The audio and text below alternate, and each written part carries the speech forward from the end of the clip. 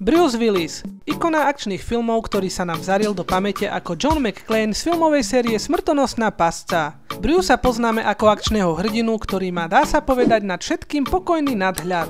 Sám dokonca tvrdí, že behať po ulici s pištoľou, hulákať a páliť na každé strany ho vôbec nebaví. Preto sa jeho kľudná, ale rázna povaha odzrkadlila aj v iných filmoch ako napríklad Red, Looper alebo Piatý element. V roku 2022 bohužiaľ pre zdravotné problémy ukončil hereckú kariéru, avšak na jeho filmy myslím si nikdy nezabudneme. Moje meno je Snakes a toto je 15 zaujímavostí o hercovi Bruceovi Willisovi.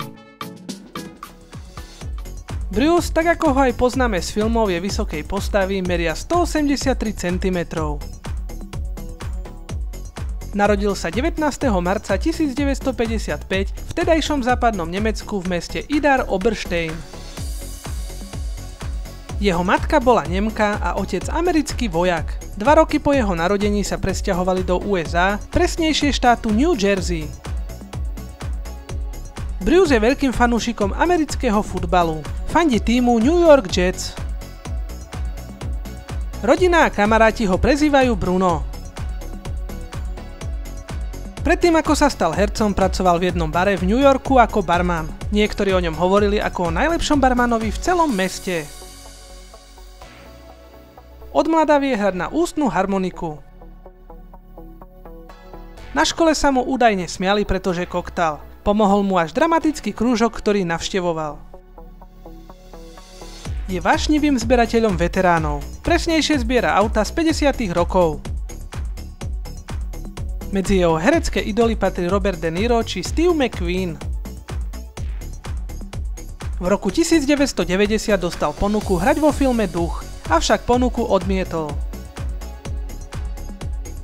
Bol jedinou celebritou, ktorá bola na svadbe Julie Roberts v roku 2002.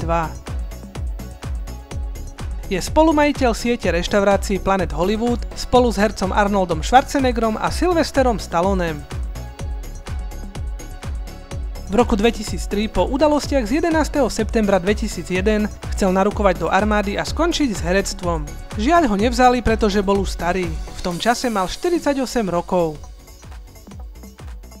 Svojho času bol závislý od alkoholu a niekoľkokrát sa aj liečil.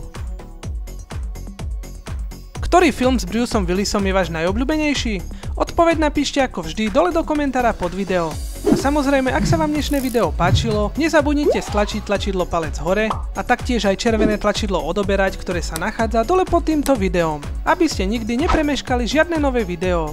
Ja sa s vami lúčim, majte sa pekne a čaute.